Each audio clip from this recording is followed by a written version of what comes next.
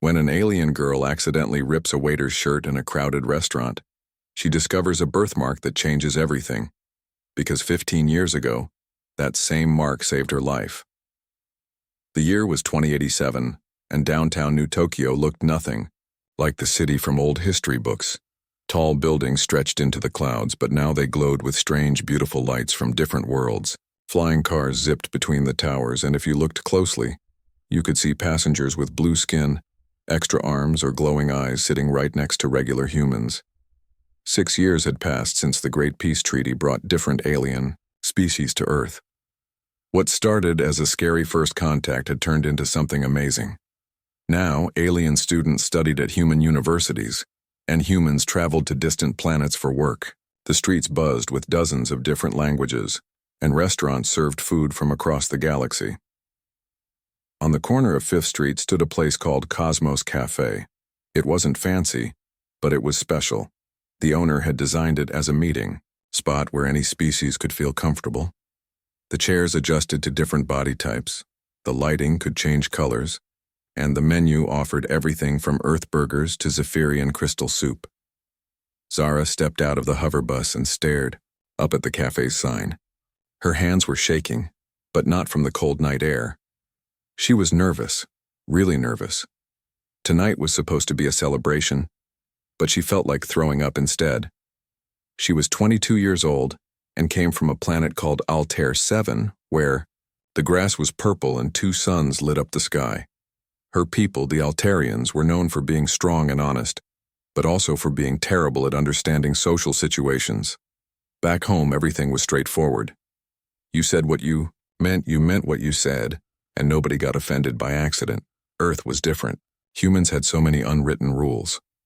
They smiled when they were angry, said fine when things weren't fine, and got upset about things that seemed perfectly normal to Zara. She'd been studying here for 8 months, and she still felt like she was walking through a minefield every day. Her skin had a soft blue tint that looked almost human under dim lights, but thin silver lines ran along her arms and neck. These lines usually glowed softly when she was happy or excited, but right now they were barely visible. She was too stressed for them to shine. "Zara, over here," called out her study group. 5 human students waved at her from across the street. They'd been kind to her all semester, helping her understand Earth customs and including her in their activities. Tonight, they wanted to celebrate because she'd finally passed her cultural integration exam. The test had been brutal. She'd had to demonstrate understanding of human emotions, social cues, and proper behavior in different situations. For months, she'd studied videos of human interactions, memorized lists of appropriate responses, and practiced conversations in front of mirrors. The hardest part wasn't learning the facts, it was applying them in real time when actual humans were talking to her. "I can't believe you were worried about that exam," said Kelly, a red-haired girl who always wore bright colors. "You did. Amazing. The professor said your essay on cross-cultural communication was the best he'd read in years." Zara managed a small smile. "I still don't understand why humans say, 'How are you?' when they don't actually want to know how you are." The group laughed, thinking she was joking. She wasn't. Inside Cosmos Cafe, the atmosphere was lively but not overwhelming. Soft music played in the background, mixing earth jazz with alien harmonies. The lighting was warm and golden, making everyone look friendly and relaxed. Different species sat at tables throughout the restaurant, talking, laughing, and enjoying their meals together. At one table, a family of centaurians, tall, elegant beings with 4 arms, shared a meal with their human neighbors. Near the HFY window, 2 human businessmen discussed a deal with a Voltarian who looked like a walking tree with glowing fruit for eyes. It was exactly what the old peace negotiators had dreamed of. Different worlds coming together in harmony. The study group found a large round table in the center of the room. Zara sat down carefully, making sure not to bump into anything with her enhanced strength. Last month, she'd accidentally broken 3 chairs and a table at her dorm cafeteria. Her people were naturally stronger than humans, but she was still learning to control it around fragile earth furniture. "What should we order?" asked David, a quiet boy who was always reading something. I heard they have this new drink from the Vega system that's supposed to taste like starlight. Let's start with something normal, suggested Jessica, the practical, one of the group. Maybe some appetizers and regular drinks. Their waiter approached the table with a friendly smile. He looked to be in his mid-20s, with dark hair and kind eyes. His name tag read Ryan, and he wore the standard Cosmos Cafe uniform, a simple black shirt and pants that looked professional but comfortable. "Good evening, everyone," he said warmly. "Welcome to Cosmos Cafe. My name is Ryan, and I'll be taking care of you tonight." "Are you celebrating anything special?" "Actually, yes," Kelly said excitedly. "Our friend Zara here just passed a really difficult exam. She's an exchange student from Altair 7. Ryan's eyes lit up with genuine interest. "That's wonderful. Congratulations. I've heard the cultural integration exam is incredibly challenging. You should be proud of yourself." Zara felt her cheeks warm up, and the silver lines on her arms began to glow faintly. She wasn't used to praise from strangers, especially human strangers. On her home planet, achievements were acknowledged with a simple nod. This enthusiastic response felt overwhelming, but also nice. "Thank you," she said quietly. "It was very difficult for me." "Well, you made it through," Ryan said with an encouraging smile. "That says a lot about your determination. Now, what can I get you all to drink?" The group ordered various sodas and juices, but when it came to Zara, she hesitated. She wanted to fit in, to celebrate properly like her human friends would. Back home, Altarians rarely drank alcohol. Their biology processed it differently, and it was mostly used for special ceremonies. "I'll have wine," she said suddenly, remembering that humans often drank wine to celebrate important events. Ryan paused. "Are you sure? I should mention that alcohol affects different species in various ways. We have some great non-alcoholic celebration drinks that are really popular with our off-world guests." Zara felt embarrassed. Was he treating her differently because she was an alien? Her friends were all ordering regular drinks, and she wanted to be treated the same way. The silver lines on her arms flickered with frustration. "I can handle it," she said, trying to sound confident. "I'm an adult, just bring me the wine." Ryan nodded politely and headed to the bar. He'd worked at Cosmos Cafe for 2 years, ever since he'd started saving money for medical school. He'd served hundreds of different species and had learned to recognize the signs when someone might be making a mistake. But he also respected people's choices, and he couldn't force someone to order differently. As the evening progressed, the group shared stories, laughed about their professors, and talked about their plans for the future. Zara found herself relaxing, for the first time in months. These humans had become real friends, not just study partners. They included her in their jokes, asked her opinion on things, and treated her like she belonged. When Ryan brought her wine, she drank it slowly at first, enjoying the sweet taste. It was different from anything on Altair 7, smoother and more complex. The alcohol made her feel warm and confident, like maybe she could actually fit in on this strange planet after all. But what Zara didn't know was that Altarian metabolism processed alcohol completely differently than humans. What would make a human slightly tipsy could have dramatic effects on her species. As she finished her first glass and started on a second, her silver lines began to pulse more brightly, and her careful control over her enhanced strength started to slip away.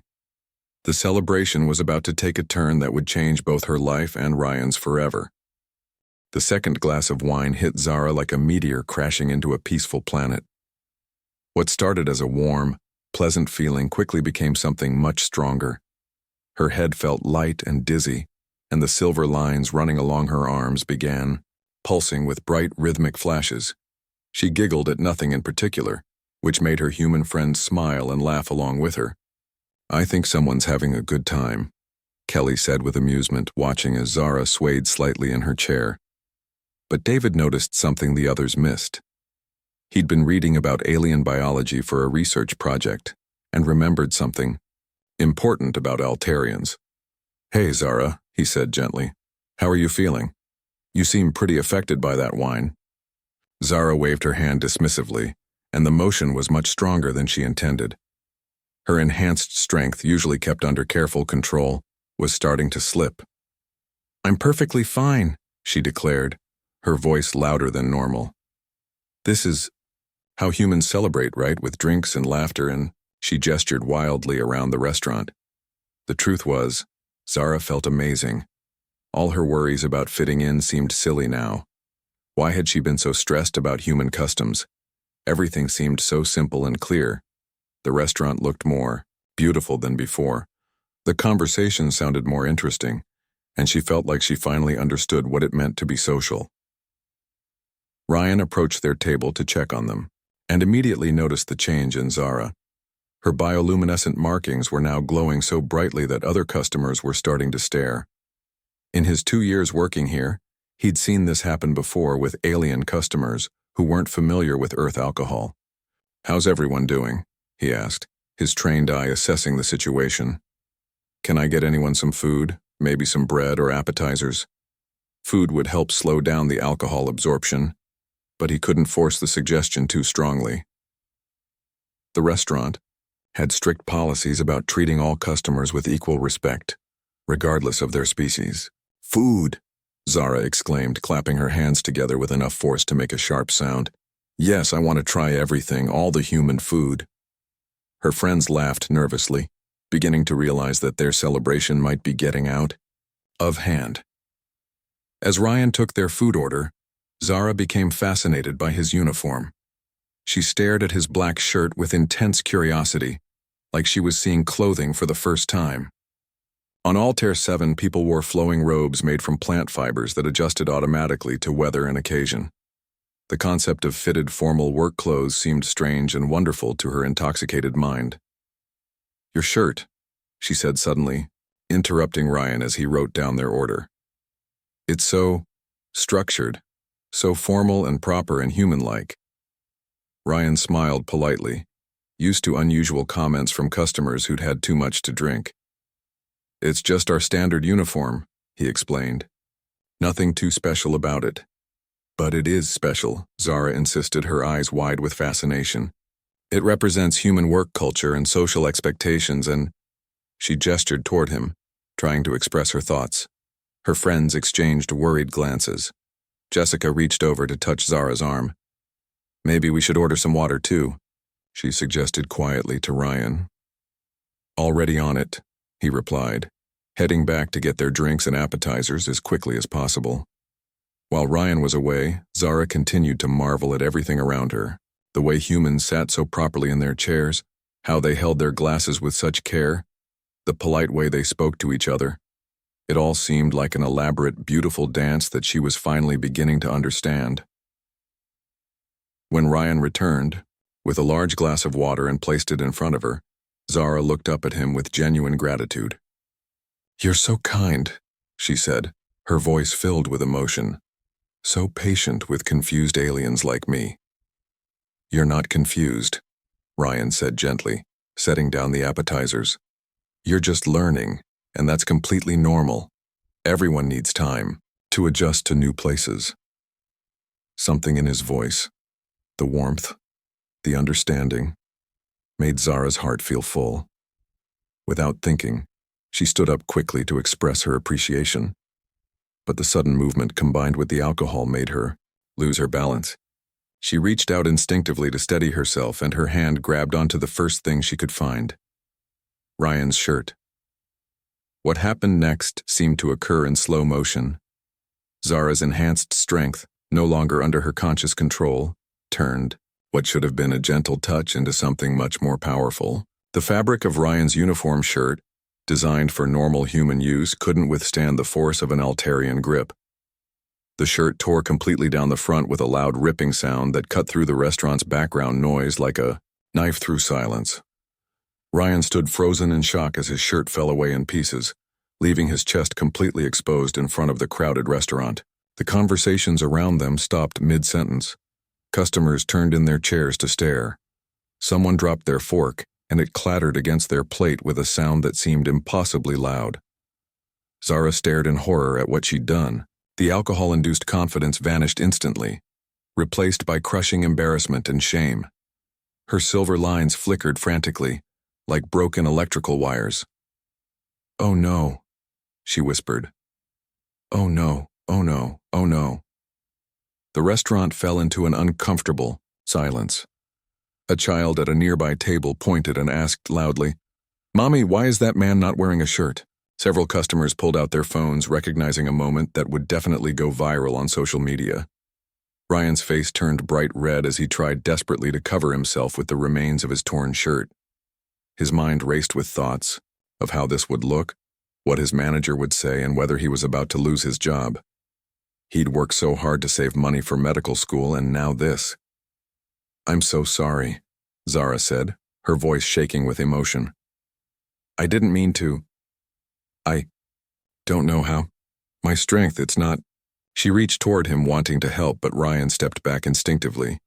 The movement caused him to bump into another waiter carrying a tray of drinks. The glasses crashed to the floor, adding more chaos to an already terrible situation. The sound of breaking glass seemed to wake everyone up from their shocked silence, and suddenly the restaurant erupted in whispers, gasps, and the clicking of camera phones.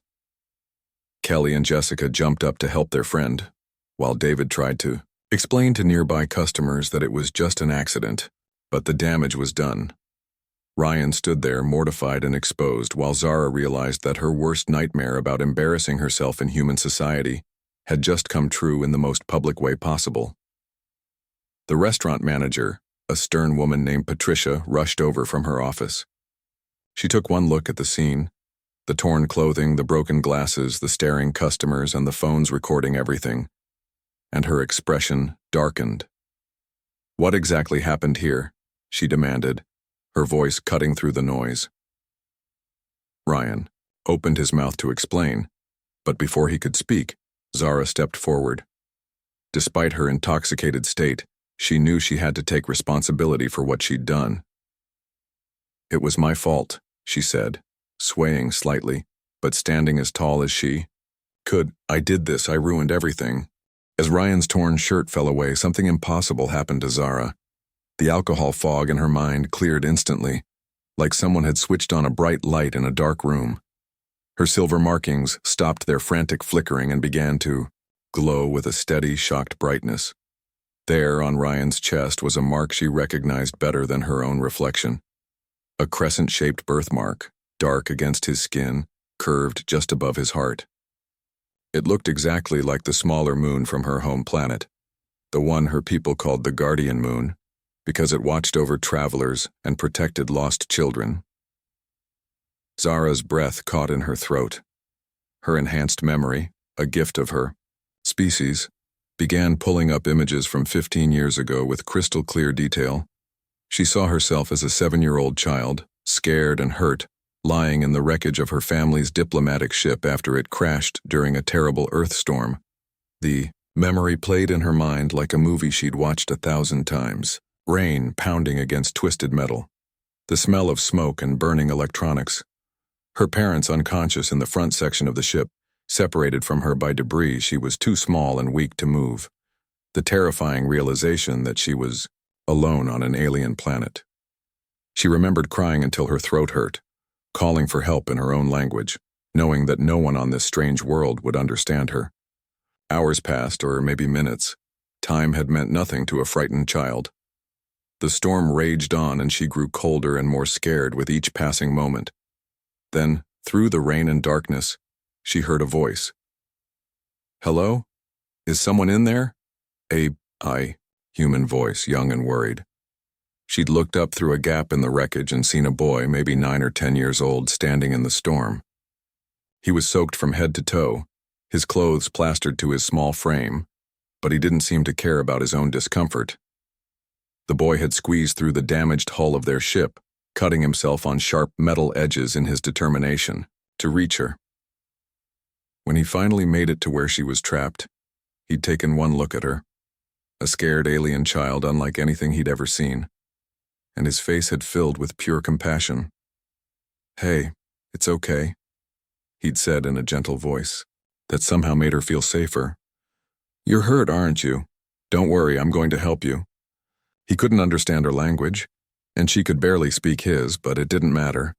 The boy had stayed with her for over an hour, talking to her in soothing tones, sharing his jacket to keep her warm and holding her hand while they waited for help to arrive. She remembered how he'd shown her his chest, pointing to the crescent-shaped mark above his heart. "See this?" he'd said. "My mom says it means I'm supposed to help people. That's why I found you. The mark led me here." Even as a child, she'd found his innocent explanation beautiful. In her culture, they believed that the universe guided people to where they needed to be. This human boy with the moon-shaped mark had been guided to save her life. When the human rescue teams finally arrived, followed by her family's emergency crew, the chaos had been overwhelming. She'd been rushed to a medical facility, and in all the confusion of treatments and diplomatic meetings, she'd never gotten the chance to properly thank the boy who'd saved her. For years afterward, she'd wondered about him. What was his name? Did he remember her? Had he grown up to become the helper he'd seemed destined to be? The memory of his kindness had been one of the reasons she'd chosen to study on Earth. She'd hoped that maybe someday she might find him again. And now, 15 years later, in the middle of the most embarrassing moment of her life, she'd found him. Ryan stood there, still trying to cover himself with the torn pieces of his shirt, completely unaware that the alien girl who'd just ruined his evening was the same scared child he'd comforted during that terrible storm. He was focused on the immediate disaster, the staring customers, the broken glasses, his manager's angry expression. But Zara saw everything clearly now. The way he'd spoken to her earlier with such genuine kindness. How he'd tried to warn her about the alcohol without making her feel different or lesser. The patient way he'd dealt with her intoxicated behavior, even when other waiters might have been annoyed or dismissive. He was still the same person, still the helper, still the protector. The scared little boy had grown into a man who worked in a place that welcomed all species, who treated everyone with respect and dignity. His mother had been right about that birthmark. It had marked him as someone special, someone meant to help others. "Ryan," she whispered, but her voice was too quiet in the chaos of the restaurant. Patricia, the manager, was speaking quickly into her phone, probably calling for backup or trying to control the situation before it got worse. Some customers were still recording with their phones while others had started posting on social media. Zara could hear fragments of conversations around them. "Did you see that alien girl just rip his shirt right off? This is going to be all over the internet in minutes." Poor guy, he looked so embarrassed. Typical alien behavior, no self-control. The last comment hit Zara like a physical blow. Her people had worked so hard to build good relationships with humans. The peace treaty was still fragile, and incidents like this could set back years of progress. She'd just confirmed every negative stereotype about aliens being dangerous and unpredictable. But worse than that, she'd hurt Ryan. The same person who'd once risked his own safety to help a scared alien child was now suffering because of her actions. The universe had brought them back together, and she'd managed to mess it up completely. Kelly and Jessica were trying to help her sit down, thinking she was still drunk and confused. David was attempting to explain to nearby customers that it had been an accident, but his words were lost in the growing commotion. "Zara, we need to go," Kelly said urgently. "This is getting out of hand." But Zara couldn't leave. Not like this. Not without Ryan knowing who she was. Without him understanding that this wasn't just some random drunk alien causing trouble. She had to make him remember, had to find a way to explain. She watched as another waiter brought Ryan a replacement shirt from the staff room. He grabbed it gratefully and started putting it on, his hand shaking slightly from embarrassment and stress. As he struggled with the buttons, Zara noticed something else that made her heart ache. There was a small scar on his shoulder, a thin white line that she remembered from that night 15 years ago. He'd gotten it while squeezing through the wreckage to reach her, cutting himself on the sharp metal. He'd been hurt because of her then, and now he was suffering because of her again. The irony was almost too much to bear. She'd spent years dreaming of finding her childhood hero, imagining their reunion as something beautiful and meaningful. Instead, she'd created a disaster that would probably haunt them both. As Ryan finished buttoning his new shirt, he looked up and caught her staring at him. For just a moment, their eyes met across the chaos of the restaurant. She tried to communicate everything with that look, her recognition, her gratitude, her desperate sorrow for what had happened. But Ryan saw only the alien girl who'd just humiliated him in front of dozens of people. He looked away quickly, and Zara felt something break inside her chest. Patricia finished her phone call and turned to address the situation. "I think it's best if everyone involved takes a break," she said firmly. "Ryan, go to the back office. We'll discuss this privately. As for the rest of you," she looked at Zara and her friends, "I'm going to have to ask you to leave." "Wait," Zara said, finding her voice. "Please, I need to tell him something. I need to explain." "You've done enough explaining for one night," Patricia replied coldly. "The best thing you can do now is leave quietly and let us handle this situation." Zara's friends gently but firmly guided her toward the exit. She looked back desperately, trying to catch Ryan's eye one more time, but he was already heading toward the back of the restaurant with his head down. As they stepped out into the cool night air, Zara realized that finding her childhood hero had been both the best and worst thing that could have happened to her. She knew who he was now, but he had no idea who she was. And after tonight, he probably never wanted to see her again. The next morning hit Zara like a cold shower. She woke up in her dorm room with a terrible headache and the crushing weight of what she'd done pressing down on her chest. Her roommate, a quiet human girl named Luna, was already gone for her morning classes, leaving behind only a note that said, "Saw the video, are you okay?" Video. The word made Zara's stomach drop. She grabbed her tablet with shaking hands and searched social media. What she found was worse than her worst nightmare. The incident at Cosmos Cafe was everywhere. The hashtag Cover's Alien Shirt Rip was trending across 3 different platforms, and the video had already been viewed over 2 million times. She watched in horror as the scene played out again and again. There she was, clearly intoxicated, grabbing Ryan's shirt and tearing it completely off in front of a crowded restaurant. The video caught every detail: his shocked expression, her horrified reaction, the customers pointing and laughing. But it was the comments that really broke her heart. Typical alien behavior. They have no self-control. This is why we shouldn't let them into our restaurants. Poor guy was just doing his job. She completely humiliated him. Send her back to her own planet. Each comment felt like a knife. Worse than the cruel words were the ones that weren't entirely wrong. She had lost control. She had humiliated Ryan. She had confirmed every negative stereotype about aliens being dangerous and unpredictable. Zara spent the entire day trying to figure out how to fix this disaster. She couldn't eat, couldn't focus on her classes, couldn't think about anything except Ryan's face when his shirt tore away.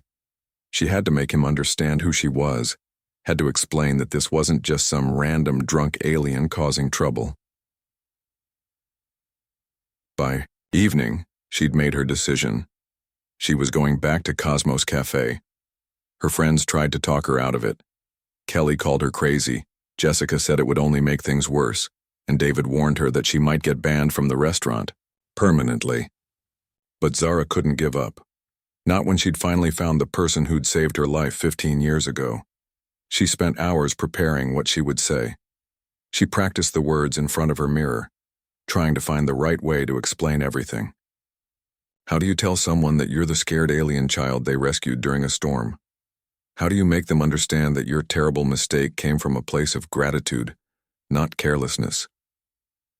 As the sun set over New Tokyo, Zara made her way back to Cosmos Cafe. The evening crowd was different from the night before, quieter, more business-focused. She hoped that meant fewer people would recognize her from the viral video. But as soon as she walked through the door, she felt eyes turning toward her. Whispers followed her across the room. A few customers pulled out their phones, probably, hoping to catch round 2 of the alien girl's embarrassing behavior. Ryan was working again, moving between tables with professional efficiency. When he saw her enter, his whole body tensed up. He said something quick to another waiter and immediately headed toward the back of the restaurant, clearly trying to avoid any interaction with her. "Excuse me," Zara called out, but he pretended not to hear her. She followed him toward the staff area, drawing more stares and whispers from other customers. "Ryan, please. I need to talk to you." He turned around at the entrance to the kitchen, his face a mixture of embarrassment and frustration. Look, I don't know what you want, but yesterday was enough drama for me. Can you please just leave me alone? You don't understand, Zara said desperately. I know you. We've met before, a long time ago. Ryan shook his head. I've never seen you before yesterday, and after what happened, I'd prefer to keep it that way. The words hit her like a physical blow. She could see in his eyes that he genuinely didn't remember her. Why would he? He'd been just a child when they met, and she'd looked completely different then. Smaller, scared, covered in mud and debris from the crash. Please, just let me explain, she started, but Patricia, the manager, appeared beside them. Miss, I thought I made it clear yesterday that you're not welcome here, Patricia said firmly. You caused a major disruption, embarrassed my staff, and created a public relations nightmare for my restaurant. I want to apologize, Zara said, her voice breaking. I want to make things right. The best way to make things right is to stay away, Patricia replied. Ryan doesn't want to talk to you, and frankly, neither do I. Security will escort you out if necessary. Zara felt tears building in her eyes, but she refused to let them fall. Not here, not in front of everyone. She reached into her bag and pulled out something she'd brought with her, a small crystal flower from her home planet. It was traditional among her people to give such gifts when seeking forgiveness for serious mistakes. At least take this, she said, holding it out to Ryan. It's a symbol of regret in my culture. I'm truly sorry for what I did to you. Ryan looked at the crystal flower uncertainly. It was beautiful, translucent blue petals that seemed to glow with their own inner light. But he was still too angry and embarrassed to accept any gesture from her. I don't want your gifts, he said coldly. I just want you to leave me alone. Zara placed the crystal flower on a nearby table along with a handwritten note. If you change your mind, she whispered, then turned and walked out of the restaurant before anyone could say another word. The note was written in careful English, every word chosen with precision. Ryan, I know you don't remember me, but 15 years ago you saved my life. I was 7 years old, trapped in a crashed ship during a storm. You stayed with me until help came. You showed me your birthmark and said it meant you were supposed to help people. You were right. You gave me hope when I had none. I came to Earth to study because I wanted to understand the kindness you showed me. Yesterday was the worst mistake of my life. But meeting you again, even like this, reminds me why humans are worth understanding. I'm sorry for everything. Zara. That night, Ryan found the note and the crystal flower after his shift ended. His first instinct was to throw both away. He was still too upset to deal with reminders of the embarrassing incident. But something about the careful handwriting made him pause. He read the note 3 times before the words really sank in. A crashed ship 15 years ago? A storm? A 7-year-old alien child? Slowly, very slowly, a memory began to surface. A memory he'd almost forgotten, buried under years of school, work, and growing up. A terrible storm when he was 9 years old. His parents had forbidden him to go outside, but he'd heard something, a sound like crying coming from the direction of the old crash site near their house. He remembered finding the wreckage, remembered a small figure trapped inside, an alien child with strange markings and frightened eyes. He'd stayed with her, talked to her, shared his jacket to keep her warm. She'd been so scared, so alone. Could it really be the same person? Ryan looked at the crystal flower again, and this time he noticed something he'd missed before. In the center of the translucent petals was a tiny symbol, a crescent shape that looked exactly like his birthmark. His hand moved unconsciously to his chest, touching the mark above his heart. The same mark he'd shown to a scared alien child 15 years ago, trying to comfort her with a story about being meant to help people. For the first time since the incident, Ryan began to wonder if there was more to this story than he'd realized. But by then it was too late. Zara was gone and he had no idea how to find her. Meanwhile, across the city, Zara sat in her dorm room watching the view count on the viral video climb higher and higher. The comments were getting worse and she'd started receiving direct messages from people telling her to go back where she came from. She'd found her childhood hero, but she'd lost him just as quickly. And now, because of her mistake, the fragile peace between humans and aliens felt more fragile than ever. 3 days passed before Ryan finally worked up the courage to really examine the crystal flower and read Zara's note again. He'd kept both items in his locker at work, pulling them out whenever he had a quiet moment to think. Each time he read her words, another piece of that long-buried memory surfaced. He remembered the sound of the rescue helicopters arriving, the way the scared little girl had clung to his hand when the adult aliens came to take her away, how she'd looked back at him through the aircraft window as they flew away. Her strange eyes filled with gratitude he'd been too young to fully understand. During his break on Thursday evening, Ryan sat in the restaurant's back office with his laptop, searching through old news archives. It took him an hour of digging, but he finally found it. A brief news story from 15 years ago about an Altarian diplomatic ship that had crashed during a severe storm. The article included a grainy photo of the rescue operation. In the background, barely visible, was a small human boy standing next to emergency workers. Ryan stared at the image for a long time, his heart racing. That boy was him, and somewhere in that wreckage had been a 7-year-old alien girl named Zara. His phone buzzed with a text from his roommate. "Dude, have you seen the latest video about that alien girl from your restaurant?" Ryan's stomach dropped. More videos? He quickly searched social media and found what his roommate was talking about. Someone had posted security footage from the university where Zara studied. It showed her walking across campus while other students pointed and whispered. Some even took pictures as she passed by. The caption read, "Alien girl from More Alien Shirt Rip spotted at Central University. Students say she's been getting hate messages all week." Ryan watched the short clip and felt something twist in his chest. Zara looked miserable. Her silver markings were completely dim and she kept her head down as she walked. She moved like someone who was carrying the weight of the world on her shoulders. In the comments, he found something that made him stop breathing. "I go to school with her. She's actually really nice and super smart. She won some big cultural exam last week. This whole thing is blown way out of proportion. She made a mistake, but she's not a bad person." Another comment added, "My friend was there that night. She says the alien girl was crying after it happened. She kept apologizing and saying she didn't mean to hurt anyone."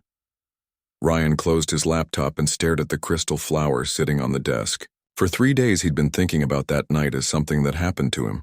His embarrassment, his humiliation, his problems at work. But what about what had happened to her? He thought about the way she'd stared at him after his shirt tore. Not with the cruel amusement of someone who'd enjoyed causing trouble, but with horror and genuine distress. She'd looked like someone whose world had just collapsed. And if her note was true, if she really was the little girl he'd helped all those years ago, then she'd been trying to reconnect with someone who'd been important to her. Instead, she'd accidentally created a disaster that was now ruining both their lives. That night, Ryan made a decision. He had to find her. Central University wasn't far from the restaurant. Ryan had been saving money for medical school for 2 years, and he'd actually considered applying there himself. He knew the campus layout well enough to figure out where the alien exchange students might have their dorms. The next afternoon, on his day off, he took the hover bus to the university. It felt strange walking through the campus where Zara studied, knowing that she was somewhere nearby but not knowing how to find her. He couldn't exactly go door to door asking for the alien girl from the viral video. After wandering around for an hour, he finally worked up the nerve to ask for help at the International Student Services office. The receptionist, a friendly woman, with purple hair, looked at him suspiciously when he mentioned Zara's name. "Are you a reporter?" she asked. "Because we've had several people trying to get information about our students this week, and I can tell you right now that we don't give out personal details." "No, I'm not a reporter," Ryan said quickly. I think I'm a friend, from a long time ago. I need to talk to her about something important." The woman studied his face carefully. "You're the waiter, aren't you? From the restaurant?" Ryan's cheeks burned. "Yeah, that's me." "Well, that's interesting," she said, her expression softening slightly. "Zara came in here yesterday asking about transfer procedures. She wants to go back to her home planet. What? Ryan felt his heart sink. She wants to leave Earth? You blame her? The receptionist asked gently. She's been getting harassment messages all week. Someone even threw trash at her yesterday while she was walking to class. The poor girl is miserable. Ryan felt sick. While he'd been feeling sorry for himself, Zara had been dealing with much worse. And now she was planning to leave Earth entirely, which meant he might never get the chance to tell her that he remembered, that he understood who she was. Please, he said desperately, can you tell me where to find her? I think I can help fix this.